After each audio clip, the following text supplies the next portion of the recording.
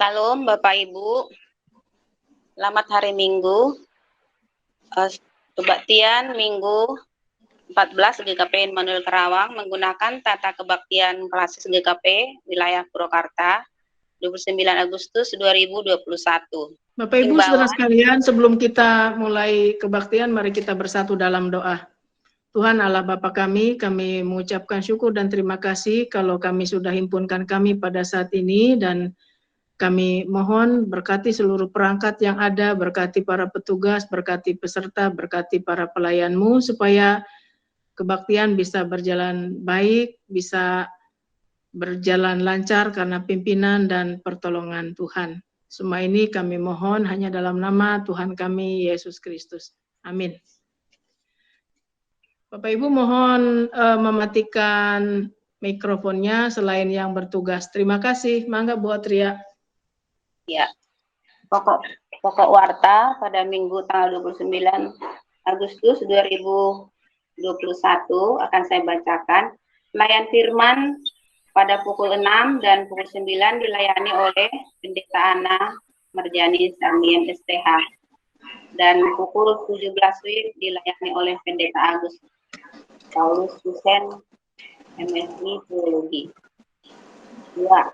Hari Doa Alkitab 2021, Lembaga Alkitab Indonesia, GKP Immanuel Karawang akan mengadakan kebaktian Hari Doa Alkitab 2021 pada hari Minggu 5 September 2021, pukul 6 sampai pukul 9 dan pukul 17 WIB, dengan memakai tata kebaktian Gereja Persekutuan Kristen Indonesia. 3. Kebaktian dan kategorial tidak ada perubahan, dapat dibaca di Warta Jemaat secara online. Pemberkatan nikah.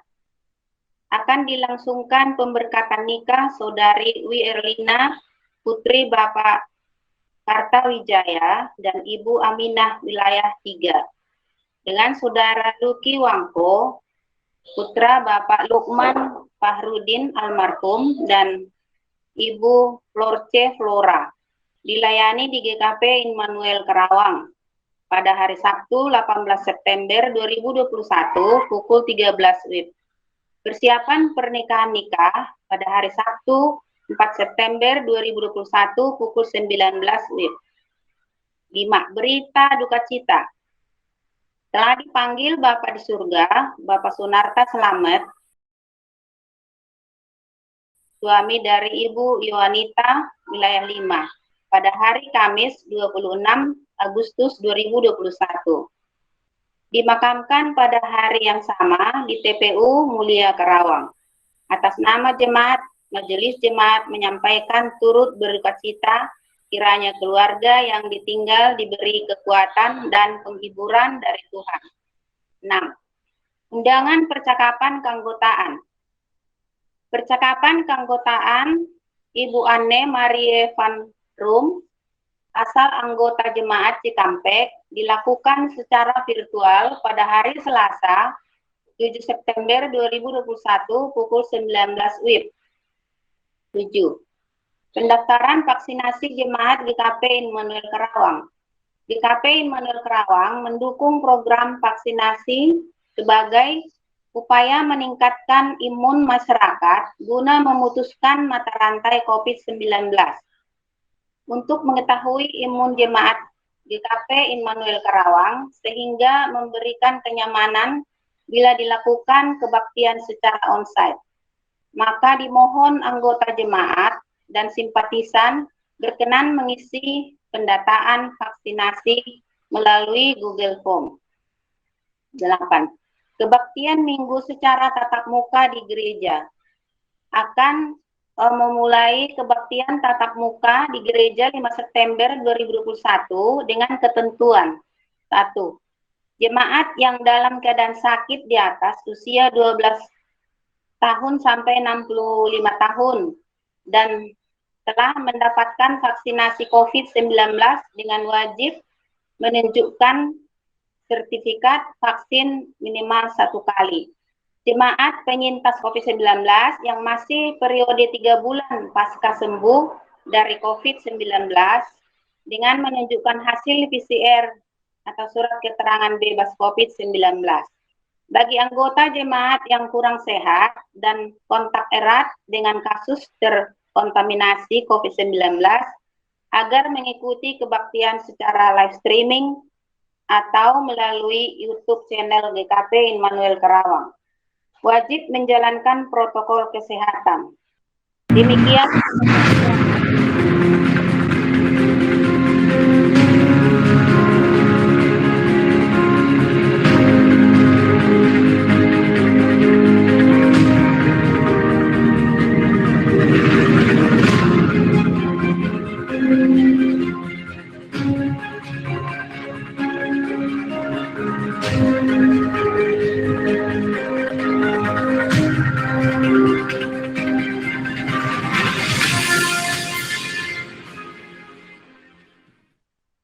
Demikian pokok-pokok yang kami sampaikan. Warta jemaat selengkapnya dapat dilihat di warta jemaat yang dibagikan secara online melalui grup WA wilayah. Mari kita memuliakan nama Tuhan. Mari bersyukur kepada Tuhan. Mari pujilah Tuhan. Bahwasanya untuk selamanya kasih setianya. Kita sambut dengan Kidung Jemaat nomor 4 ayat 1.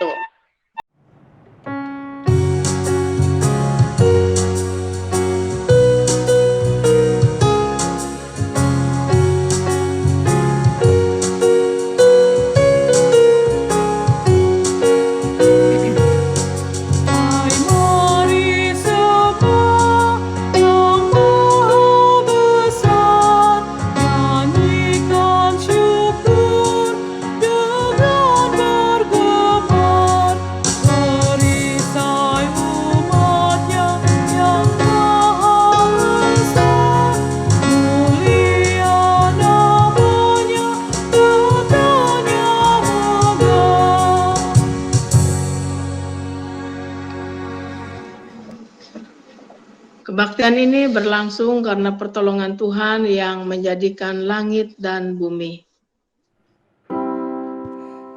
Amin, amin, amin,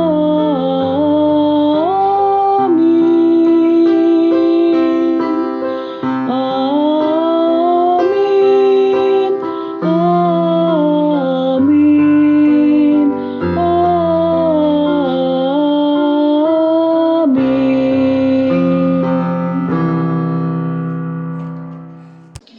Damai sejahtera Tuhan Yesus Kristus beserta saudara sekalian.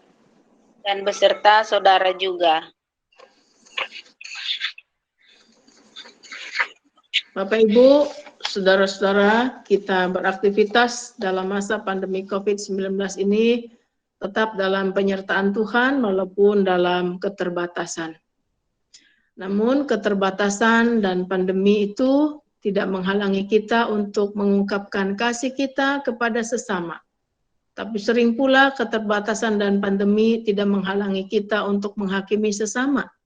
Mari kita buka hati kita kepada Tuhan. Kita awali dengan saat teduh sejenak.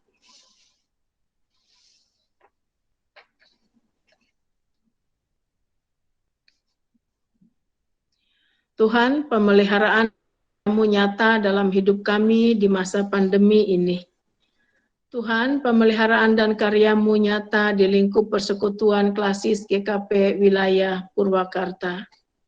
Senandung dan ucapan syukur tiada henti kami naikkan kehadirat-Mu, ya Allah, Tuhan. Namun gema syukur yang sering kami sampaikan kepada Tuhan hanya sebatas ucapan bibir kami. Sering kami menyakiti hati sesama kami dengan menghakimi sesama ketika mereka berbuat tidak sesuai menurut pandangan kami sendiri, bukan berdasarkan firman Tuhan.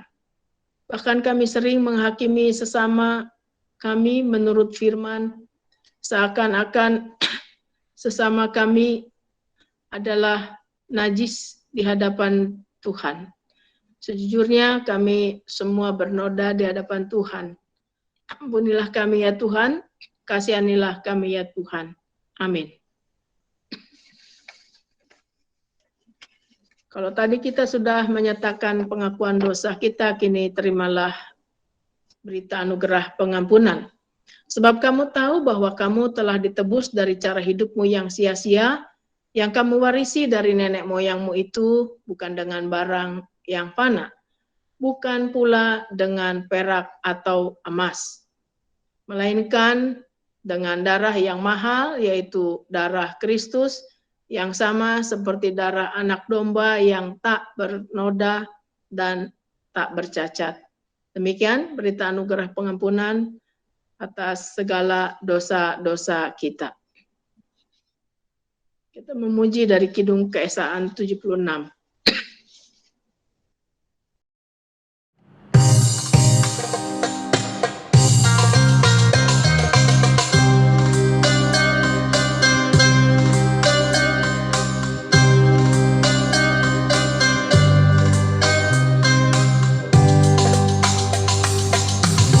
Kasihanilah ya Tuhan, ampuni semua dosaku, hapuskan pelanggaranku, karena kasih setiamu. Bersihkanlah diriku seluruhnya. Bersihkanlah diriku seluruhnya. Sucikanlah aku dari dosa ini.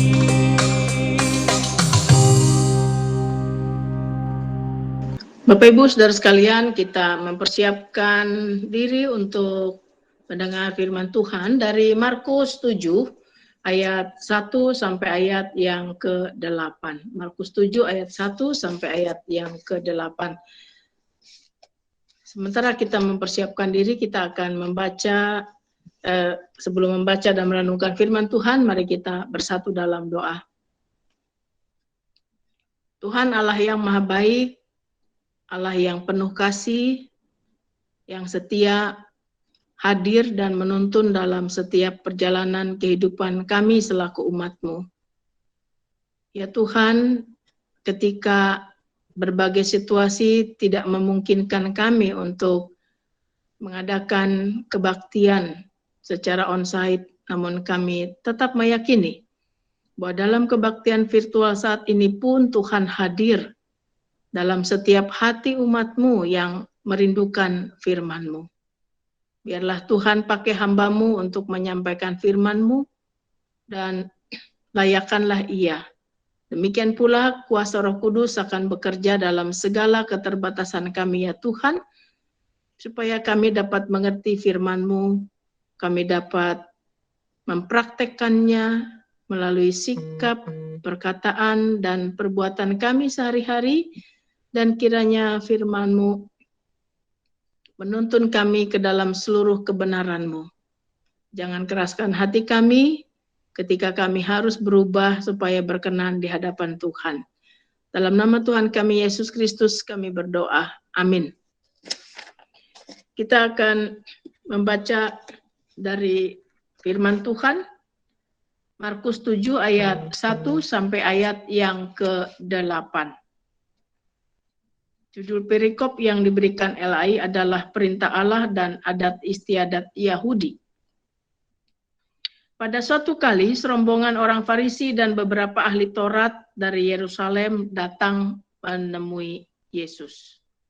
Mereka melihat bahwa beberapa orang muridnya makan dengan tangan najis, yaitu dengan tangan yang tidak dibasuh. Sebab orang-orang Farisi seperti orang-orang Yahudi lainnya, tidak makan kalau tidak melakukan pembasuhan tangan lebih dulu. Karena mereka berpegang pada adat istiadat nenek moyang mereka. Dan kalau pulang dari pasar, mereka juga tidak makan kalau tidak lebih dahulu membersihkan dirinya. Banyak warisan lain lagi yang mereka pegang. Umpamanya hal mencuci cawan, kendi, dan perkakas-perkakas tembaga. Karena itu orang-orang Farisi dan ahli-ahli Taurat itu bertanya kepadanya, "Mengapa murid-muridmu tidak hidup menurut adat istiadat nenek moyang kita, tetapi makan dengan tangan najis?" Jawabnya kepada mereka, "Benarlah nubuat Yesaya tentang kamu, hai orang-orang munafik, sebab ada tertulis, bangsa ini memuliakan aku dengan bibirnya, padahal hatinya jauh daripadaku. Percuma mereka beribadah kepadaku, sedangkan ajaran yang mereka ajarkan ialah perintah manusia. Perintah Allah kamu abaikan untuk berpegang pada adat istiadat manusia." Demikian pembacaan Alkitab kita. Yang berbahagia adalah yang mendengar firman Tuhan serta memelihara di dalam hidupnya sehari-hari. Haleluya. Haleluya, haleluya, haleluya.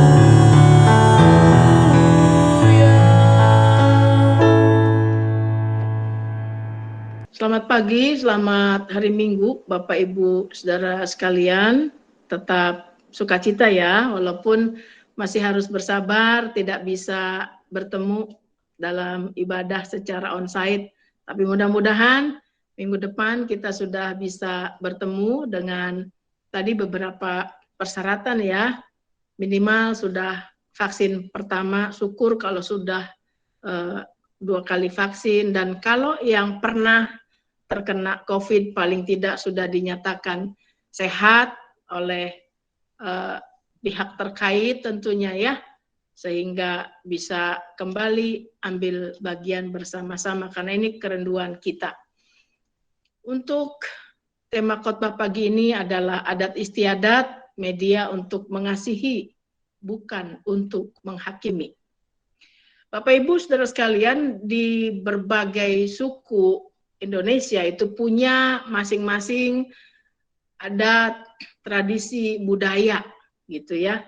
Nah, kalau di Sunda itu ada tradisi atau adat papahare gitu ya. Papahare itu membawa makanan tertentu dari masing-masing yang akan hadir dalam papahare tersebut, kemudian duduk bersama di tempat yang sama, makan bersama. Nah, di situ ada aspek kebersamaan, kekeluargaan, keakraban, keadilan, karena masing-masing bawa apapun bentuknya ya.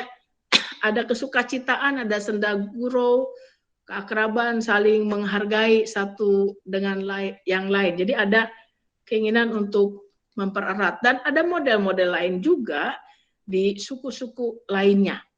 Ya, adat istiadat itu berguna juga untuk kita pelihara selama itu tidak bertentangan dengan kehendak Tuhan. Nah, seorang ahli hukum dan budaya, Harjito Notopuro, mendefinisikan bahwa adat istiadat sebagai hukum yang tak tertulis dan hukum kebiasaan dengan ciri khas tertentu. Hukum tersebut menjadi pegangan dalam melaksanakan tata keadilan, kesejahteraan, dan bersifat kekeluargaan. Seperti contoh tadi ya, papahare. Di tempat lain mungkin sama tapi beda namanya gitu, ada keakraban satu dengan yang lain. Nah, adat istiadat itu merupakan sarana untuk mendekatkan relasi dengan sesama. Tetapi juga ada yang secara fakta sering dijadikan alat untuk menghakimi, menyerang atau menjatuhkan sesama ketika ada orang atau pihak tertentu yang dianggap tidak melakukan adat itu. Padahal mungkin dari pihak yang tidak melakukan merasa keberatan karena berbagai pertimbangan. Kemudian kita bisa menyerang, kita bisa menghakimi dengan mengatakan orang yang tidak tahu dan tidak memelihara adat.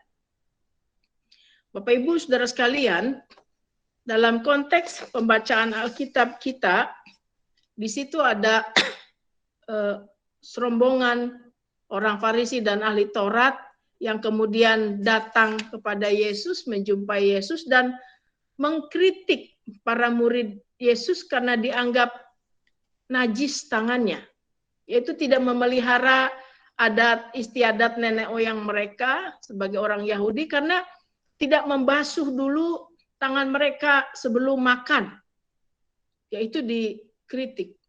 Ya, nah di dalam kalangan Yahudi, Bapak Ibu Saudara sekalian, ada yang namanya netilat yadayim, yaitu kebiasaan membasuh tangan, ya. Tangan kiri 3 kali, tangan kanan 3 kali gitu ya. Dan itu dilakukan biasanya setelah bangun tidur, sebelum berdoa, sebelum dan sesudah menyantap makanan, bahkan sesudah menyentuh barang-barang yang dianggap najis, misalnya menyentuh bangkai binatang dan lain sebagainya. Juga pada saat meninggalkan kuburan. Bahkan dikemukakan bahwa ketika orang Yahudi pulang dari pasar, mereka tidak akan makan sebelum membersihkan diri, termasuk membasuh tangan.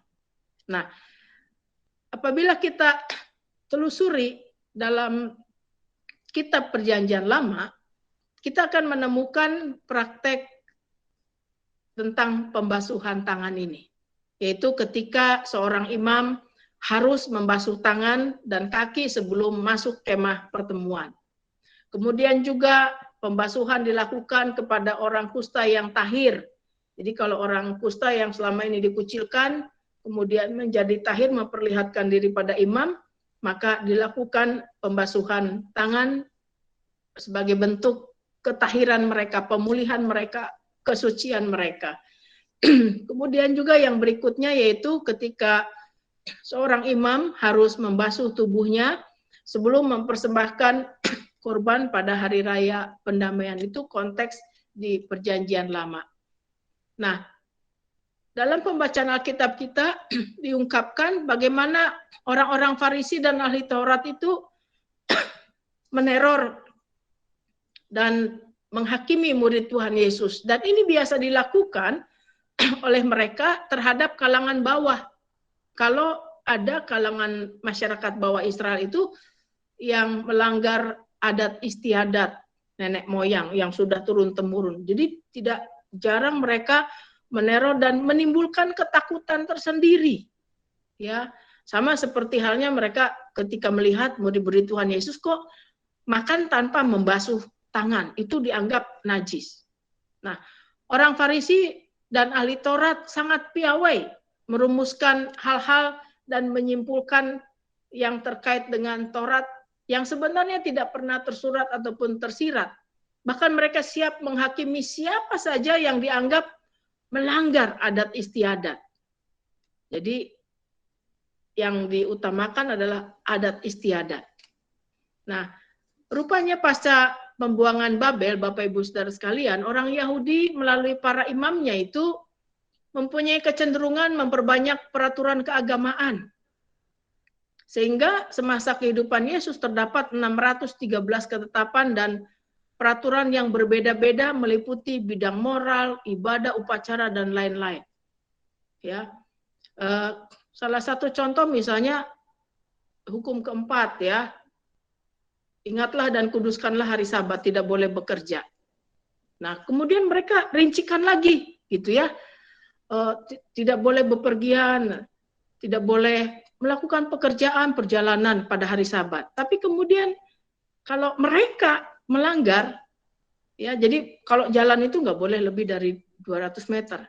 Tapi kalau mereka sendiri melanggar, kenapa keluar rumah? Saya kan cuma 200 meter, berhenti lagi. Jalan lagi 200 meter, berhenti lagi, gitu ya. Padahal mereka sudah jalan sekitar 1 kilo misalnya, ya. Jadi kalau orang lain salah, selalu dicari kesalahannya. Nah, dalam konteks tadi, ahli-ahli Taurat dan orang Farisi menemui Yesus itu karena mereka memiliki pandangan bahwa Yesus dianggap sebagai seorang guru yang gagal mendidik murid-muridnya. Karena tidak memelihara, tidak melanggengkan adat istiadat nenek moyang mereka. Ya.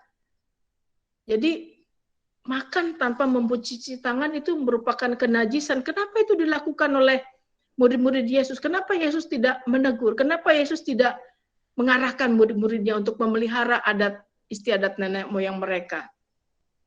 Dan menjawab pertanyaan dari orang Farisi dan ahli Taurat, Yesus kemudian mengutip Yesaya 29 ayat 13 dengan mengatakan, bangsa ini memuliakan aku dengan bibirnya, padahal hatinya jauh daripadaku. Di bibirnya seperti orang yang saleh, menunjuk orang yang salah. Tetapi hati mereka tidak ada kasih yang membangun kehidupan bersama, yang meluruskan. Ya, mereka hanya mencari kesalahan tanpa berusaha untuk meluruskan ke arah yang benar seperti apa. Dan kadang-kadang itu dikenakan kepada orang lain, tapi kalau buat diri mereka sendiri, mereka punya seolah-olah keistimewaan. Kemudian Yesus mengatakan, percuma mereka beribadah kepadaku. Ini kutipan dari Yesaya, ya. Sedangkan ajaran yang mereka ajarkan ialah perintah manusia.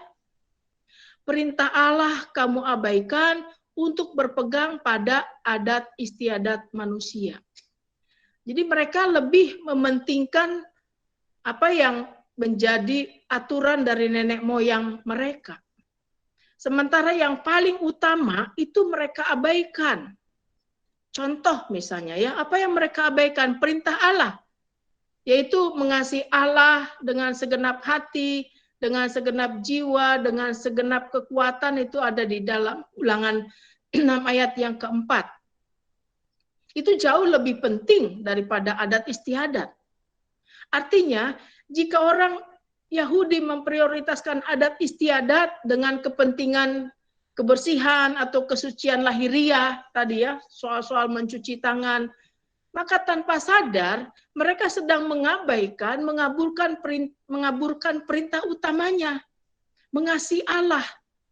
Mereka seolah-olah dengan menjadi semacam satpam atau polisi, mencari yang salah, melanggar adat istiadat, sepertinya mereka sedang memuliakan Tuhan. Itu yang salah sebenarnya.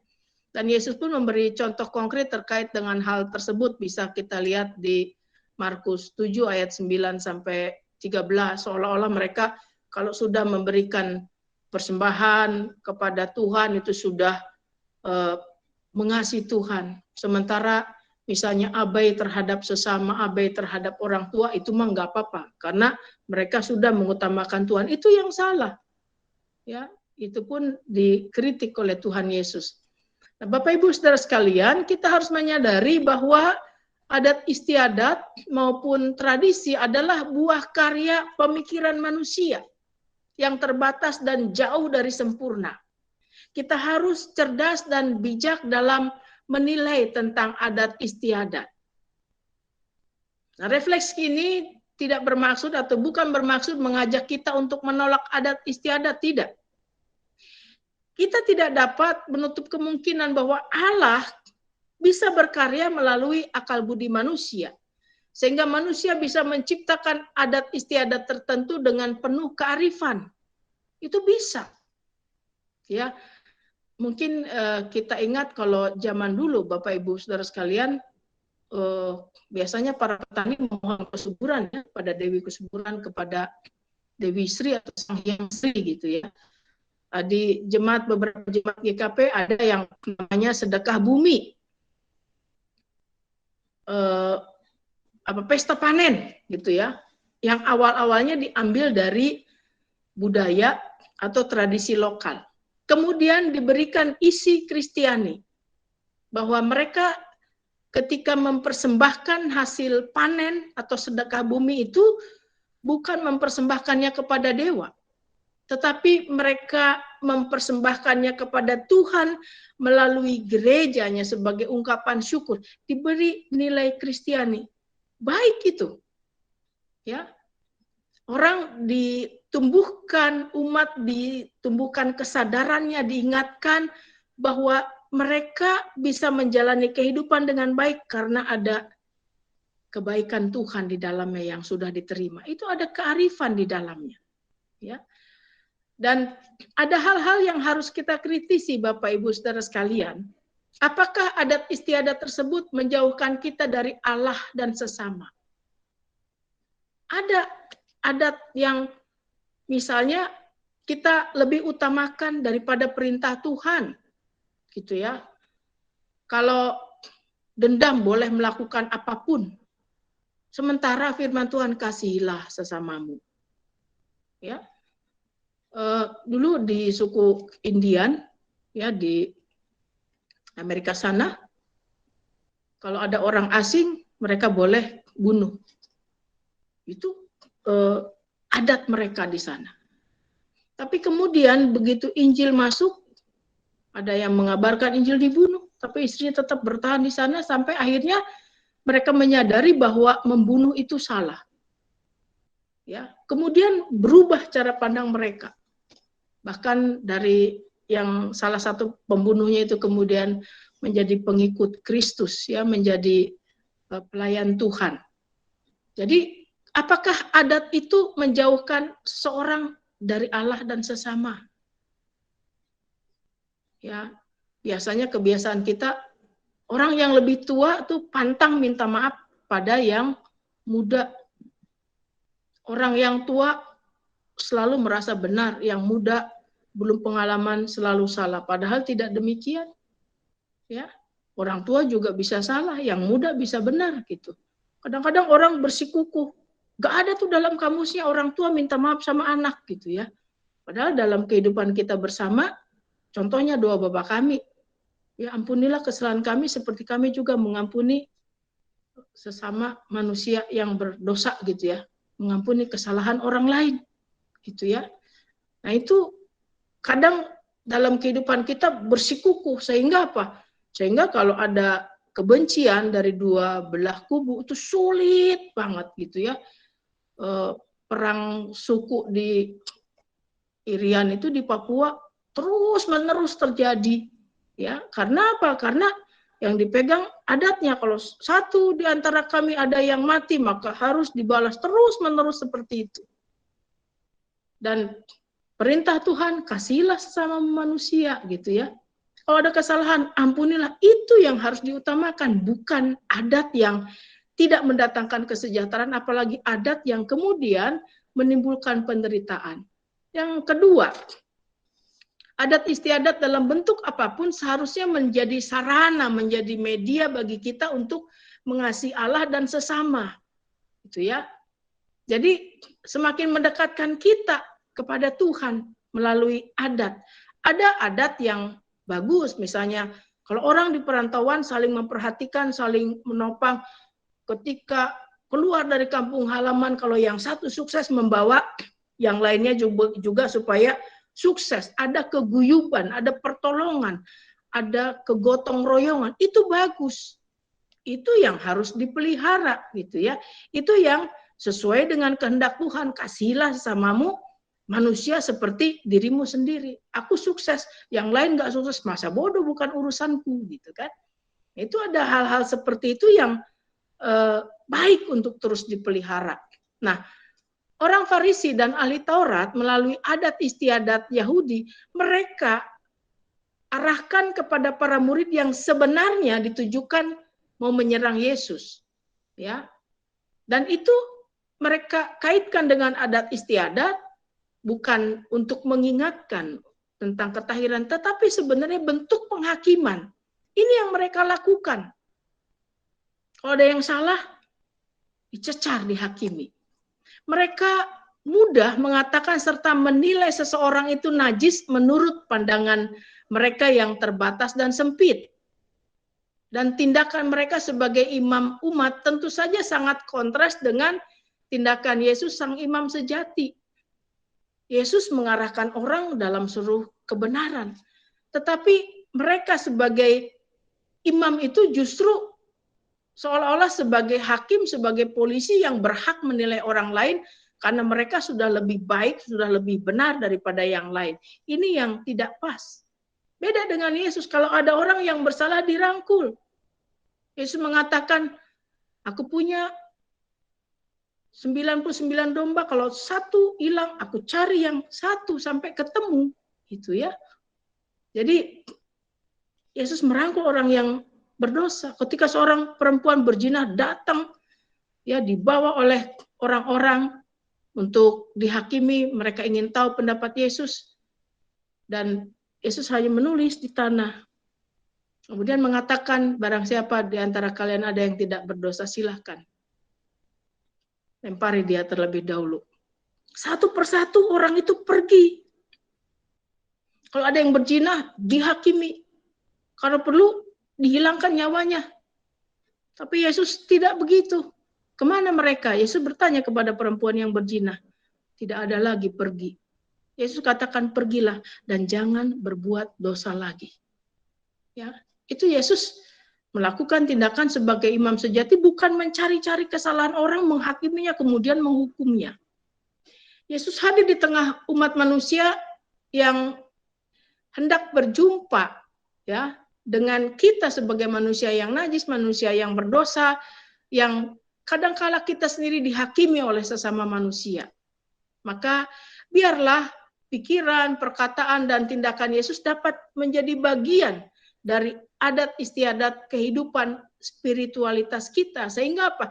Sehingga adat istiadat sebagai buah karya pemikiran manusia itu tidak bertentangan dengan kehendak Yesus, tidak bertentangan dengan perintah Allah. Adat istiadat, budaya, ataupun tradisi dalam bentuk apapun seharusnya dapat menjadi sarana atau media bagi kita untuk mengasihi Allah, mengasihi sesama, bukan untuk menghakimi dan bukan untuk menyerang serta menjatuhkan sesama. Kalau mau membuat satu ketentuan di komunitas tertentu, di suku tertentu, maka seharusnya kasih menjadi dasar dari adat istiadat, budaya, tradisi, atau apapun ketentuan satu komunitas demi kehidupan yang lebih baik. Kasih yang harus menjadi dasar, bukan penghakiman. Kalau ada yang salah dihakimi, dihukum. Nah, Yesus melawan orang Farisi dan ahli Taurat dengan kekuatan kata-kata yang mengandung kebenaran. Kekuatan tersebut nyata dalam setiap perkataan yang jujur, apa adanya. Untuk apa? Untuk membangun, meluruskan, bukan menghakimi. Untuk memulihkan orang yang salah jadi benar, yang berdosa jadi bertobat, hidup benar. Tapi kalau ahli Taurat orang Farisi menghakimi, bahkan menyerang dan mempermalukan, kalau perlu di depan umum. Yesus berbicara tentang kebenaran, bukan tentang pembenaran. Nah, kita harus tahu di mana menempatkan kehendak Tuhan, perintah Tuhan, di mana menempatkan adat istiadat serta mengetahui mana yang kita utamakan. Ya. Jadi itu kita tahu, oh ini yang harus kita utamakan, yang harus di atas segala-galanya adalah perintah Tuhan, kehendak Tuhan. Baru aturan-aturan lain di bawahnya yang tidak boleh bertentangan dengan perintah Tuhan, dengan kehendak Tuhan. Jangan seperti orang Farisi ya. Mereka seperti orang Saleh, mengikuti adat istiadat nenek moyang, tetapi di sisi lain mereka nggak punya kasih terhadap sesama. Ya, baik sikap, perkataan, maupun perilaku mereka. Mereka merasa lebih baik, lebih benar, sehingga berhak untuk menghakimi. Kasihnya di mana? Tidak ada. Nah, Bapak Ibu Saudara sekalian, kita seringkali juga dalam kehidupan sehari-hari kita suka ngotot ya, dengan dalih mempertahankan adat istiadat. Namun tanpa kita sadari, yang kita pertahankan itu bertentangan dengan kehendak Tuhan. Sebagaimana yang dikatakan oleh Yesaya, perintah Allah kamu abaikan untuk berpegang pada adat istiadat manusia. Yang lebih utamanya kita abaikan kehendak Tuhan, perintah Allah. Tapi yang kita utamakan adalah adat istiadat. Kadang-kadang demi memenuhi adat istiadat ini harus begini, kita bela-belain. Ya, apapun kita lakukan, kemudian jadi persoalan baru dalam hidup kita. Ya, Bapak Ibu Saudara sekalian, bukan berarti kita menolak adat, tetapi adat itu perlu untuk kehidupan kita, untuk kebaikan kita, selagi kita tidak mengabaikan perintah Allah. ya adat istiadat, tradisi, kebiasaan, apapun itu, ya kita pelihara. Supaya apa? Supaya itu menjadi media bagi kita untuk mengasihi, bukan untuk menghakimi. Tuhan memberkati. Amin.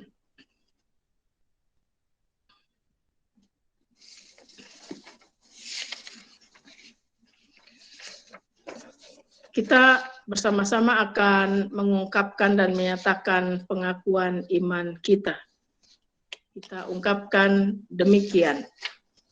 Aku percaya kepada Allah Bapa yang Maha Kuasa, Khalik langit dan bumi, dan kepada Yesus Kristus, anaknya yang tunggal, Tuhan kita, yang dikandung daripada Roh Kudus, lahir dari anak darah Maria, yang menderita di bawah pemerintahan Pontius Pilatus, disalibkan, mati dan dikuburkan, turun ke dalam kerajaan maut. Pada hari yang ketiga, bangkit pula dari antara orang mati, naik ke surga, duduk di sebelah kanan Allah Bapa yang Maha Kuasa, dan akan datang dari sana untuk menghakimi orang yang hidup dan yang mati. Aku percaya kepada Roh Kudus, gereja yang kudus dan am, persekutuan orang kudus, pengampunan dosa, kebangkitan daging, dan hidup yang kekal. Amin. Kita akan menaikkan doa syafaat yang akan diakhiri dengan doa Bapa kami. Mari kita bersatu di dalam doa. Tuhan Bapa dalam sorga, terima kasih karena firman-Mu mengingatkan kami semua bahwa adat istiadat merupakan sarana bagi kami untuk mengasihi, bukan menghakimi. Ampuni kami ya Tuhan, karena kadang tanpa kami sadari kami berlaku sebagai hakim yang berhak menilai orang lain, bahkan kadang memberikan penghukuman kepada sesama kami. Kami sering mengabaikan perintah Allah untuk lebih mengedepankan adat istiadat yang tidak membangun, yang tidak mendatangkan kesejahteraan bagi sesama. Ampuni kami ya Tuhan, biarlah dalam kehidupan kami mengutamakan Tuhan dan segala sesuatu, termasuk adat istiadat yang berguna sebagai sarana untuk mengasihi, kiranya kami pun bisa memeliharanya dengan baik dalam relasi dengan sesama kami. Saat ini ya Tuhan, kami ingin menaikkan doa-doa kami kepadamu. Kami ingin berdoa untuk anak Rigel yang dirawat di Rumah Sakit Bayukarta. Kami berdoa juga untuk Dr. Erik Suhendra yang dirawat di Rumah Sakit Cipto. Demikian pula untuk Bapak Arif Jalimun yang dirawat di Rumah Sakit Siloam Cikarang. Kiranya Tuhan akan pulihkan saudara-saudara kami tersebut dan mereka kembali menjalani sukacita, mengerjakan pekerjaan mereka seperti sedia kala. Untuk yang dirawat di rumah, kami mohon juga kiranya Tuhan memberkati Ibu Esther Marsani, Ibu Maya Siombing, Bapak Kim Yang, Bapak Tony Aritonang, Ibu Kun Mariatin, Ibu Muria, Bapak Nur Sahid, Ibu Emi Sumbayak, anak Ezekia, Ibu Seina Vanessa, Bapak Kusnadi Sairin, dan yang lain yang tidak kami ketahui satu persatu. Kasih dan penyertaan Tuhan kiranya akan memulihkan saudara-saudara kami. Kami berdoa untuk yang sedang dalam pergumulan ya Tuhan, baik pergumulan pribadi, pekerjaan, keluarga, dan lain sebagainya. Kiranya Tuhan hadir, Tuhan memberikan pencerahan kepada mereka melalui hikmat-Mu, supaya ketika mereka harus mengambil keputusan, mereka lebih mendahulukan kehendak Tuhan. Kami berdoa bagi orang tua kami yang lanjut usia, kiranya Tuhan juga senantiasa memberikan kesukacitaan dalam hari-hari yang mereka jalani bersama keluarga yang mencintai mereka. Bagi anak-anak kami yang sekolah, ya Tuhan, secara daring, dari tingkat dasar sampai perguruan tinggi, kiranya Tuhan berikan semangat, kerajinan, dan sukacita ketika menuntut ilmu dalam kondisi apapun, dengan cara apapun, sehingga mereka kelak dapat meraih prestasi yang baik demi kehidupan mereka dan masa depan mereka. Kami berdoa juga ya Tuhan Bapa di sorga untuk saudara-saudara kami yang berulang tahun dalam minggu ini, kiranya kasih dan sukacita terus menjadi bagian kehidupan mereka yang senantiasa disyukuri. Dan mereka juga akan senantiasa menjalani kehidupan yang lebih baik di tahun-tahun yang akan datang. Kami berdoa untuk W. Erlina dan Luki yang akan melangsungkan pemberkatan nikah 18 September yang akan datang. Kiranya Tuhan memberkati kedua mempelai, orang tua, petugas catatan sipil, para pelayanmu ya Tuhan, bersama keluarga yang akan hadir, sehingga kelak mereka yang dipersatukan oleh Tuhan, Luki dan W. Erlina bisa menjalani pernikahannya dengan penuh sukacita. Kami berdoa juga ya Tuhan untuk keluarga almarhum Opa Sunarta, kiranya Tuhan memberikan kekuatan dan penghiburan kepada Oma Yowanita, kepada anak-anak, menantu dan cucu, keluarga besar yang ditinggalkan, sehingga mereka boleh bangkit dari kesedihan mereka, disertai keyakinan bahwa itulah kehendak Tuhan yang terbaik. Kami berdoa juga ya Tuhan bagi saudara-saudara kami yang menjalani kemoterapi ataupun pasien cuci darah rutin, kiranya Tuhan tetap memberikan kekuatan, Tuhan tetap memberikan kesetiaan dan ketabahan.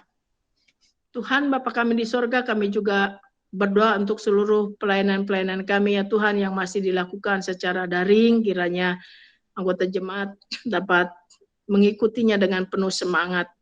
Kami memiliki kerinduan untuk memulai ibadah minggu secara on-site ya Tuhan pada tanggal 5 September mendatang. Biarlah himbauan majelis jemaat boleh diperhatikan, dan saudara-saudara kami yang rindu juga untuk mengikuti ibadah secara on-site, kiranya dapat mempersiapkan diri sebaik mungkin ya Tuhan. Mereka bisa mengikuti vaksinasi ya Tuhan untuk imun yang lebih baik dalam komunitas seluruh anggota jemaat dan simpatisan yang bergabung bersama dengan kami.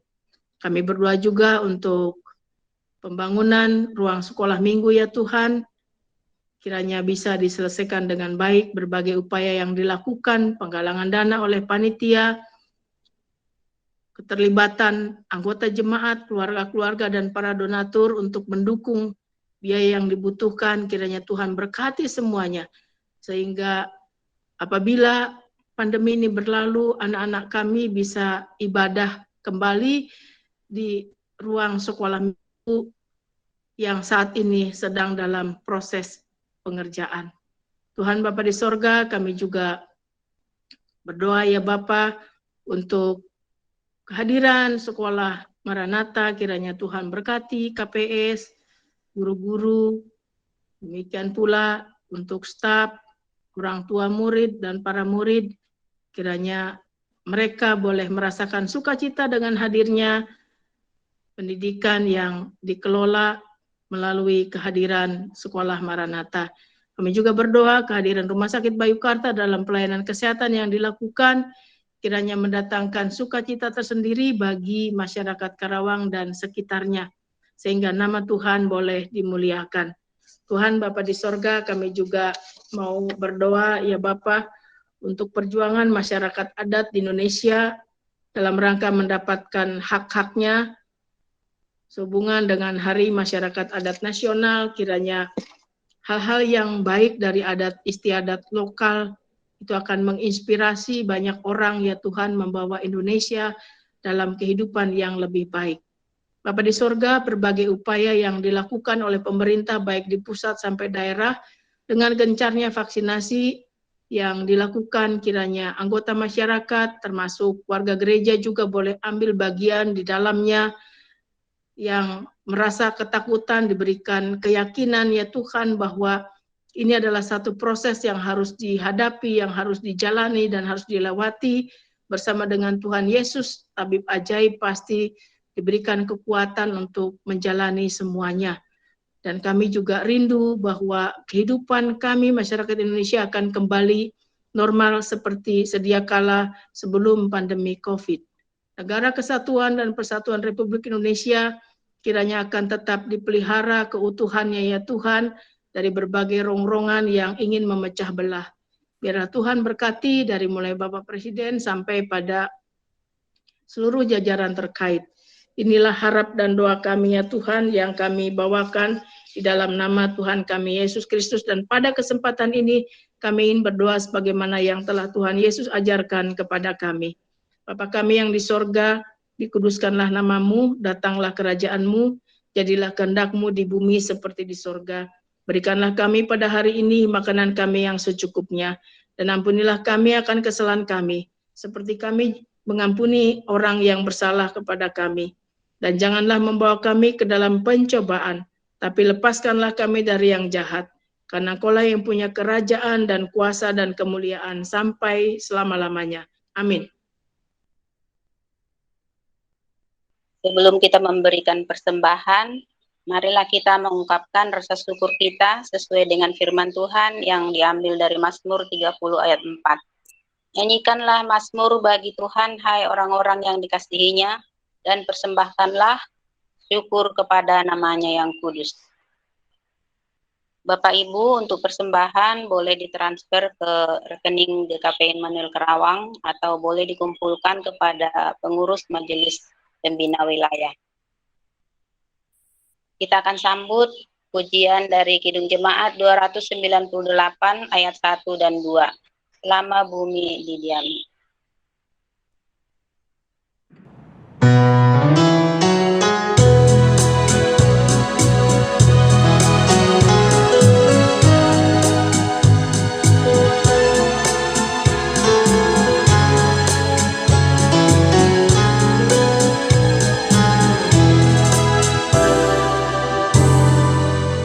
Selama bumi didiami, berbunga terus berbuah baik. Engkau ya Allah Bapa kami, sembah syukur padamu naik.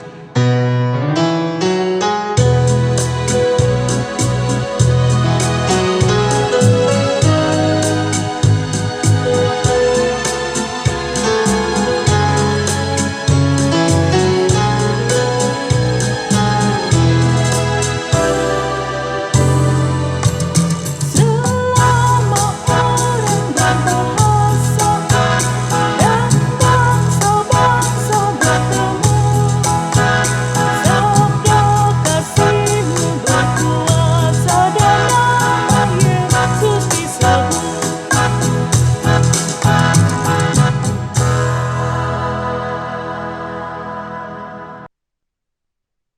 Baik Bapak Ibu, kita akan doakan persembahan kita. Kita satu di dalam doa. Bapa kami yang bertahta di kerajaan surga, sungguh kami berterima kasih dan mengucap syukur ya Tuhan atas penyertaan-Mu dari kehidupan kami panjang malam hari Tuhan hingga pada siang hari ini. Kami telah bisa mengikuti ibadah online di GKP Immanuel Karawang.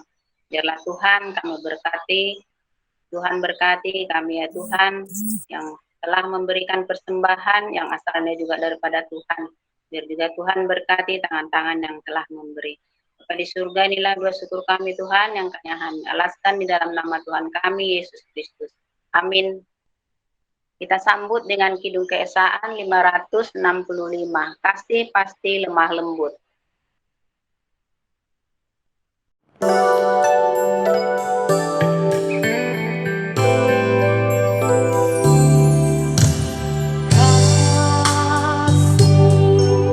Kasih pasti lemah lembut, kasih pasti memaafkan, kasih pasti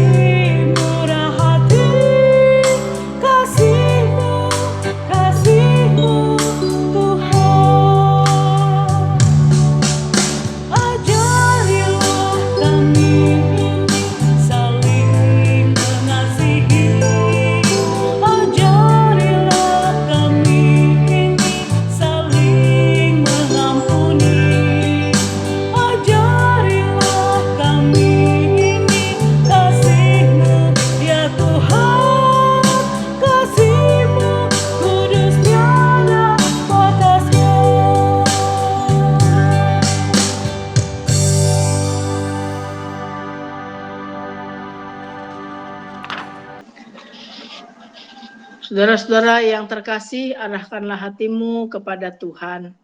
Kami mengarahkan hati kami kepada Tuhan. Jadilah saksi bagi Kristus agar kasih-Nya melalui kehadiran-Mu berdampak baik bagi sesama. Syukur kepada Allah, Terpujilah Tuhan, kini dan selama-lamanya. lanjutkanlah peribadahan-Mu yang sejati di dalam kehidupan sehari-hari dan terimalah berkat Tuhan. Kasih karunia Tuhan Yesus Kristus dan kasih Allah dan persekutuan Roh Kudus menyertai saudara-saudara. Amin.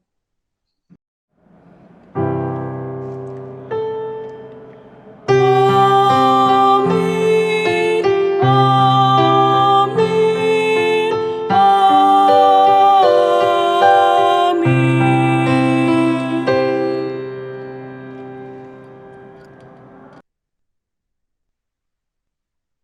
Bapak Ibu, ibadah kita telah selesai. Kita akan akhiri ibadah kita dengan doa. Mari kita berdoa. Terima kasih Tuhan atas berkat-Mu pada siang hari ini. Kami telah selesai beribadah Tuhan di gereja secara online. Biarlah Tuhan juga memberkati kami satu persatu ya Tuhan dari wilayah 67, dari wilayah-wilayah yang pada ikut kebaktian pada siang hari ini. Manapun kami ya Tuhan beraktivitas pada hari ini, biarlah Tuhan juga memberkati kami. Tuhan, ampunilah segala dosa kami ya Tuhan, biar kami layak di hadapan Tuhan. Inilah doa syukur kami ya Tuhan yang kami hanya alaskan di dalam nama Tuhan kami Yesus Kristus. Amin. Amin. Selamat hari Minggu. Tuhan memberkati.